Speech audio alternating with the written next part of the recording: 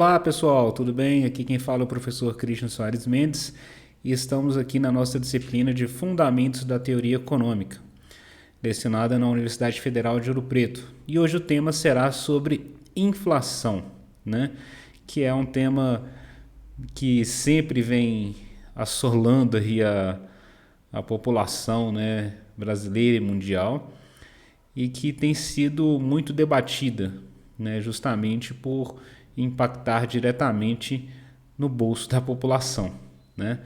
Então, para começarmos a falar um pouco sobre inflação, eu deixei aqui algumas frases, né, de alguns umas pessoas muito importantes na área econômica, né? O primeiro dele é o Milton Friedman, que fala o seguinte, que a inflação é a única forma de taxação que pode ser imposta sem legislação. Tancredo Neves também já falava que a inflação é o mais poderoso instrumento de transferência de renda dos que trabalham para os que exploram o capital. Roberto Campos, por sua vez, falava que a inflação é um monstro brutal e cruel que tortura particularmente os assalariados. Infelizmente, é impossível controlá-la por simples tabelamento de preço e punição dos especuladores. A gente sabe que a inflação, né, gente, ela afeta, né, principalmente a população mais pobre. Por quê? Porque os preços vão aumentar, mas o poder aquisitivo da população geralmente não aumenta. Ele não é corrigido devido a esse aumento da inflação. Então, se às vezes você tem um aumento de renda aí, vamos supor que você tem um ganho de R$ 100 a mais na sua renda, e a inflação ela for de 5%, considerando aí que você ganha R$ 1.000 e você teve um aumento de 10% da sua renda, que foi de R$ 100, e a inflação é de 5%, então você não teve um ganho de 100, você teve um ganho, na verdade, de R$ 50, porque os outros 50 é praticamente efeito da inflação, né? dessa variável aí, que afeta, né, todo mundo, né, independente de classe social. Mas claro que a gente sabe que a mais pobre sempre é mais prejudicada com relação a ela. Mas qual que seria então o seu conceito mais formal da inflação? A gente pode simplesmente dizer que a inflação ela é o aumento generalizado dos níveis de preço, né? Em que ela vai verificar aí a variação de um certo grupo em um dado período de tempo, né? Que pode ser um mês, 15 dias, semanalmente. Ela vai permitir com que a gente possa fazer ajustes, correções, sejam de contratos, salários, investimentos. Além disso, a gente consegue verificar como está sendo a variação dos preços dos principais produtos, sejam da cesta básica, de qualquer outro produto que a gente venha acompanhando na economia. Tá? Então, se a gente, por exemplo, atualmente na situação de pandemia e tudo, a gente vê que teve um aumento muito elevado dos preços. Mas é claro que isso é importante retratar, né, e salientar que existe vários tipos de inflação. E isso a gente vai ver logo mais algum desses tipos e por que eles afetam a economia, seja inflação de demanda, de oferta inicial e por aí vai. Mas como que a gente pode mensurar, né, a inflação? A inflação ela vai ser medida por alguns órgãos responsáveis aí na economia, seja ele IBGE, Fundação João Pinheiro, Fundação Getúlio Vargas, até mesmo as universidades. Algumas universidades elas realizam essa mensuração, esse cálculo, né, da inflação, em que é feito o levantamento de diversos tipos de produtos, né? Às vezes esses produtos variam de 200 a 300 tipos de produtos. Claro que o básico, né, a cesta básica, aí, geralmente são considerados 13 itens em que você considera para verificar a variação desses produtos, né? Seja arroz, carne, banana, farinha. Claro que alguns produtos também vão variar dependendo da região. Então isso tudo também tem que ser levado em consideração. Mas para a gente calcular e mensurar a inflação, O cálculo ele é considerando aí a inflação de um período, né? Então a gente vai calcular aí a variação dos níveis de preço de um período T menos do período inicial dividido por esse inicial. Claro que aqui é uma fórmula, um cálculo geral, específico, né? Porque aqui a gente não está fazendo o cálculo de quem? Dos níveis de preço. Para realizar a mensuração dos índices de preço, né? IPC, IPCA, N produtos aí, N variáveis que calculam a variação dos níveis de preço, é utilizado métodos um pouco mais complexos, né? Seja a utilização de índices como o índice de Laspé, índice de Pasch, que são fórmulas mais elaboradas, mas que não iremos entrar aqui em detalhes. A ideia é vocês entenderem o conceito geral de inflação e como que poderia mensurá-lo, né? Claro que todos esses índices, né, esse índice de preços aqui, que é demonstrado, vocês podem encontrar eles facilmente na internet. Até mesmo o valor já da inflação vocês conseguem encontrá-lo de maneira fácil e rápida, né? Se vocês digitarem na internet inflação, inflação de determinado estado e tudo, vocês vão conseguir encontrar esses dados, seja também pelo IBGE, pela Fundação Getúlio Vargas, pelo próprio IPEA, né, o Instituto de Pesquisa Econômica Aplicada. Tudo isso você consegue encontrar e consegue ter a disponibilização dessas informações de maneira fácil e rápida. Mas tudo bem. Aí você se pergunta, Cristian, tudo bem, eu entendi o que é inflação, né? Esse aumento dos preços que vai influenciar no poder de compra, mas quais serão as causas, né, que a inflação ela pode ter na economia? O Milton Friedman já falava que a inflação substancial ela é sempre e em todos os lugares um fenômeno monetário, e ela é um fenômeno monetário porque está relacionada a essas questões dos preços e muitas vezes de valorização e desvalorização da nossa moeda, né, do nosso poder aquisitivo. Porém, a gente pode falar aqui algumas causas, né? Por exemplo, o ingrediente básico da inflação é excesso de moeda, a quantidade de moeda que ela pode aumentar muito abruptamente na economia. Então, se nós tivermos muita moeda dentro da economia, consequentemente, teremos também um aumento dos preços. Prova disso, que fica fácil de vocês observarem, é vocês pensarem quando há aumento do salário mínimo. Assim que há um aumento, né, uma mudança no valor do salário mínimo, percebam que também há um reajuste dos níveis de preço dos produtos. Por quê? Porque parte do pressuposto de que se você tem um aumento da renda, também pode haver um aumento dos preços dos produtos que são demandados pela população. Uma produção também limitada pode ser uma causa da inflação, né? Recursos físicos, humanos, grau de conhecimento, capacidade da utilização desses recursos, quantidade de moeda, né? Que já foi falado, né? Indexação ou correção monetária, né? Que são instrumentos que vão surgir aí na economia, né, devido a períodos de muito elevada inflação, que para tentar corrigir isso, alguns contratos, relações contratuais, elas indexam, né, tipo assim, inserem cláusulas contratuais em que tem uma certa correção daquele valor em respectivo período. Exemplo, podemos considerar aí que temos anualmente uma correção nos valores dos aluguéis. Eles geralmente são corrigidos com base no IGPM, né, o Índice Geral de Preços do Mercado. Então, à medida que há uma variação disso, também há uma correção nos valores dos aluguéis, né?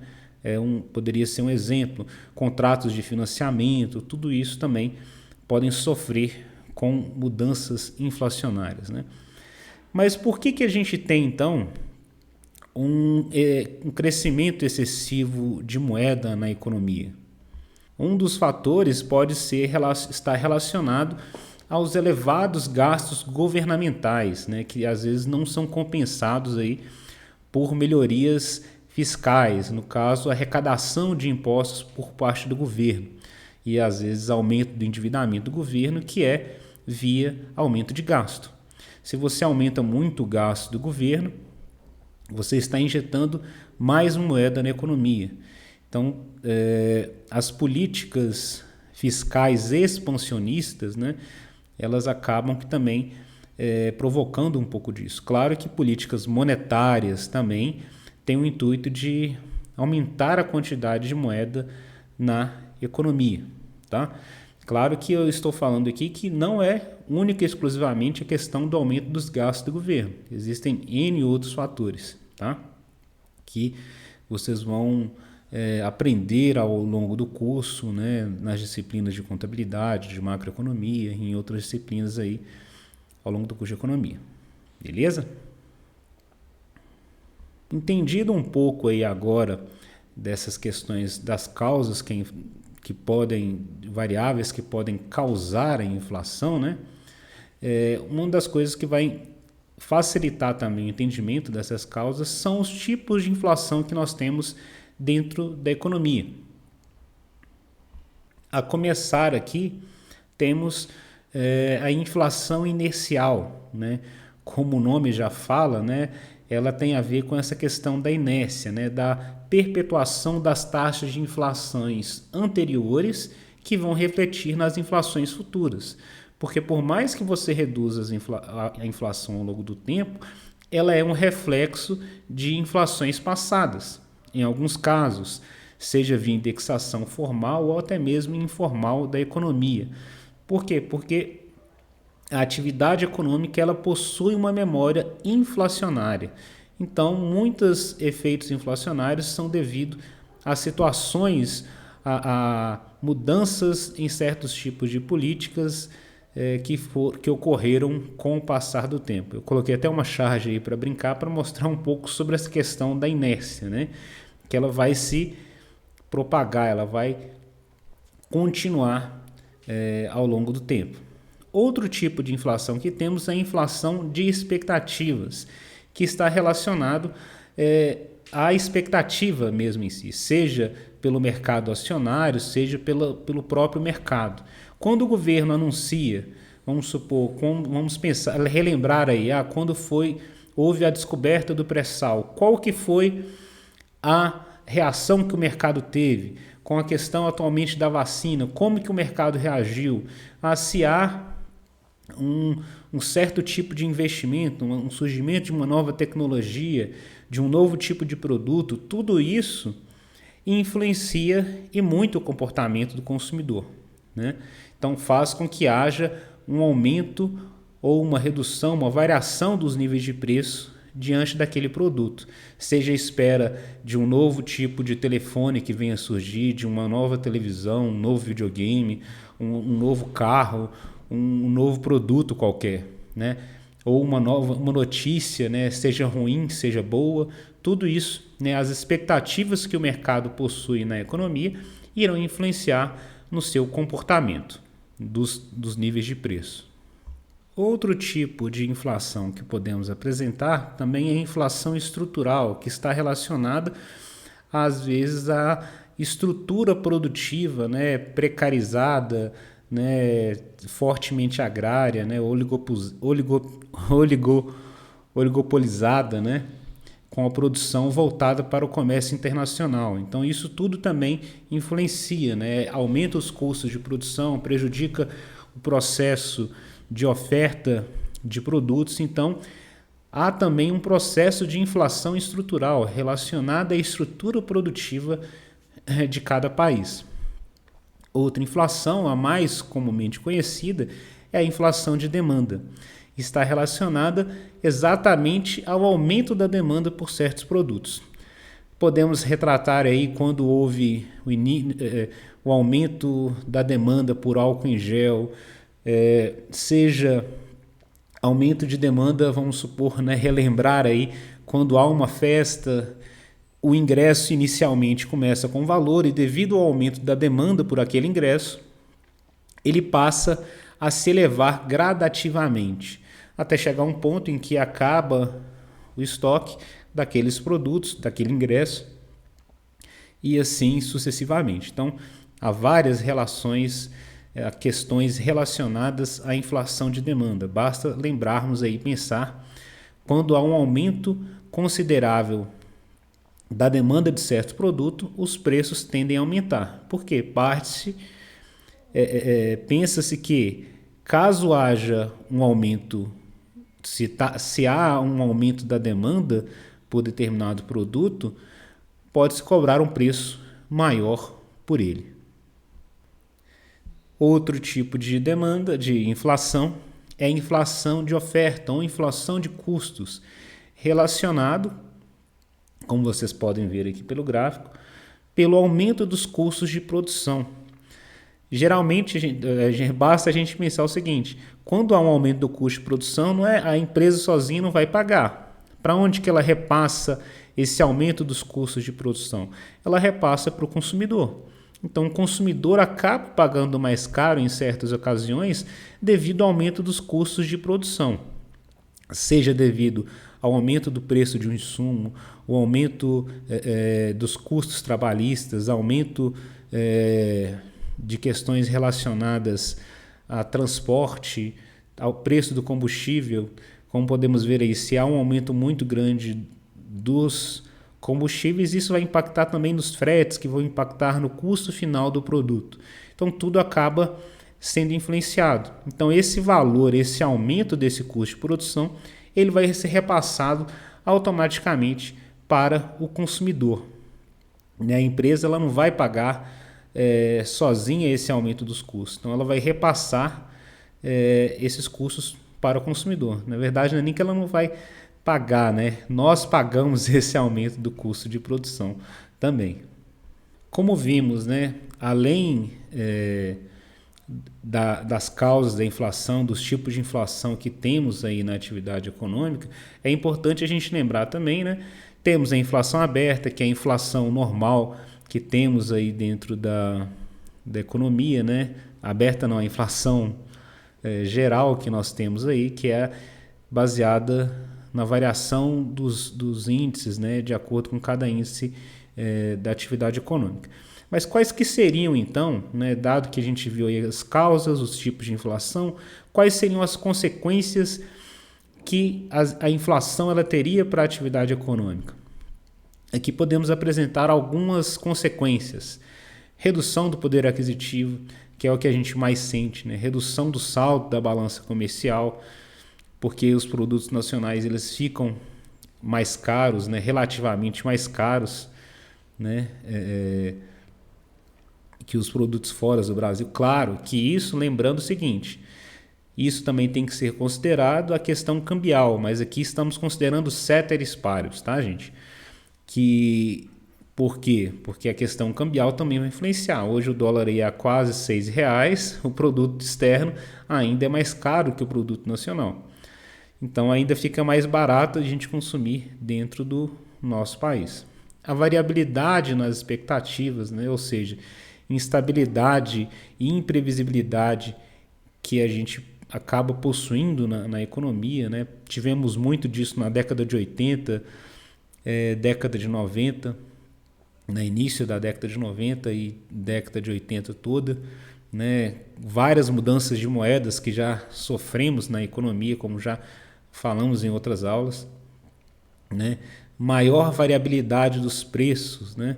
Então, tudo vai alterar, né? Os preços relativos, né? Não os preços absolutos, mas os preços relativos da economia para alocar os recursos na atividade econômica também irão sofrer com essas alterações inflacionárias, né? Então percebam que a inflação ela afeta toda a atividade econômica, não só um grupo específico, né?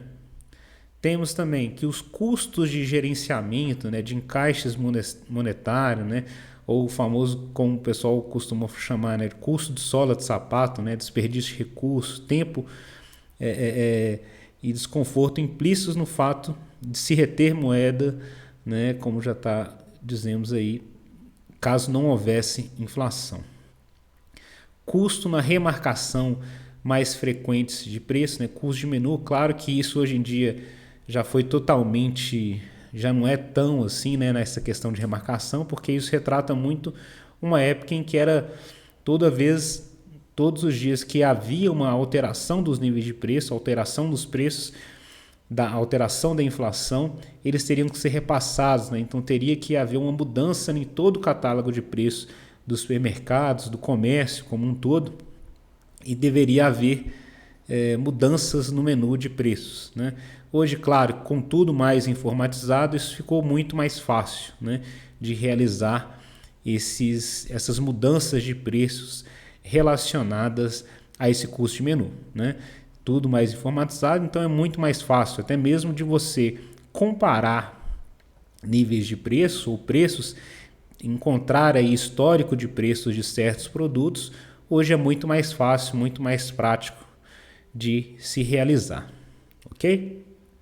Além disso, quais que seriam, né, esses índices de inflação do Brasil, né? No caso do Brasil, a gente tem diversos, né, índices, porém cada índice ele tem uma particularidade específica, né? O que vai mudar?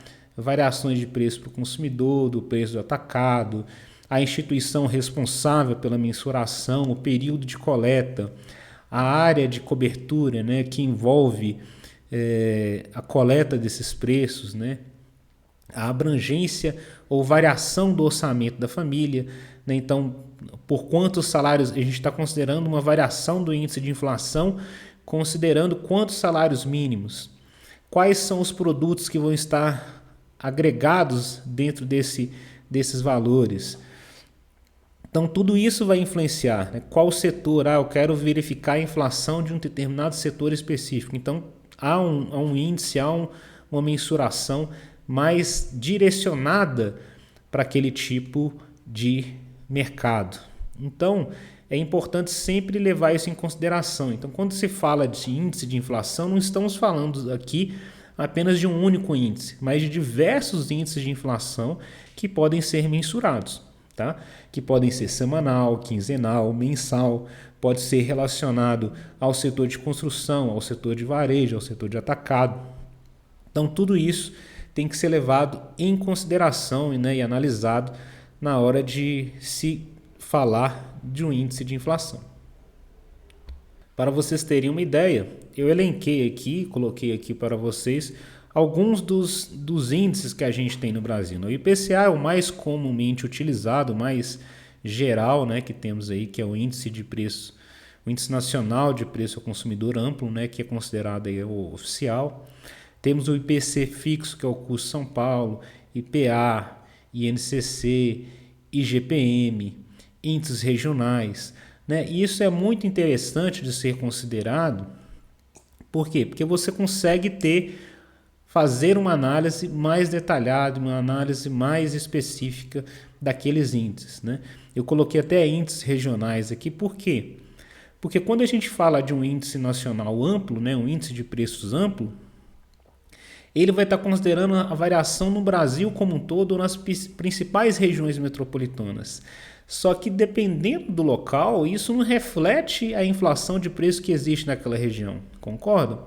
Pensem comigo, a inflação que vai haver numa cidade, numa capital, vai ser a mesma inflação que vai haver dependendo de um município menor? Muitas vezes não. Às vezes num município menor, ela pode ter um custo de inflacionário às vezes maior, por conta, dependendo do custo de transporte, da quantidade de produto que é vendida, da falta de concorrente. Então tudo isso é preciso levar em conta. Então, quando se tem índices regionais, isso também facilita muito, às vezes, a análise inflacionária. Tá? Então, lembre-se sempre, esses índices de inflação vocês encontram facilmente, né, no IBGE, no IPEA Data, né, tudo disponíveis para vocês. E esses índices de inflação são importantes para quê? Também para que vocês possam ter um maior conhecimento e entender como que está tendo essa variação dos preços e como que o mercado tem se comportado, como a atividade econômica tem reagido a certas mudanças ao longo do tempo. Beleza? Então é isso, pessoal. Paro a nossa aula aqui por hoje, relacionada à inflação, e nos vemos na nossa próxima aula. Beleza? Um abraço e até a próxima.